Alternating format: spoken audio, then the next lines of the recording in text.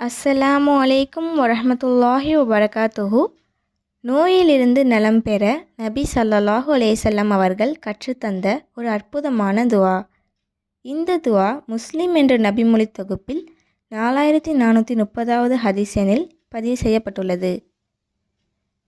நாஃபி பின் ஜுபைர் பின் முத்தீம் ரஹ்மத்துல்லாஹி அலைஹி அவர்கள் கூறியதாவது, உஸ்மான் பின் அபில்லாஸ் அஸ்ஸாஃபி ரலியல்லாஹு அன்ஹு அவர்கள் அல்லாஹ்வின் தூதர் ஸல்லல்லாஹு அலைஹி வஸல்லம் அவர்களிடம் தாம் இஸ்லாத்தை தழுவியது முதல் தமது உடலில் வலி ஏற்பட்டுள்ளதாக முறையிட்டார்.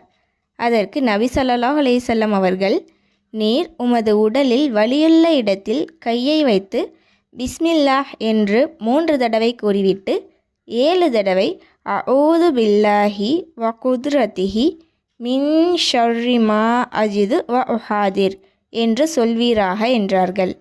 துஆவின் பொருள்: நான் அல்லாஹ்விடம் அவனது ஆற்றலை முன்வைத்து நான் தற்போது உணர்கின்ற தீமையிலிருந்தும் எதிர்காலத்தில் ஏற்பட்டுவிடக்கூடாது என நான் அஞ்சுகின்ற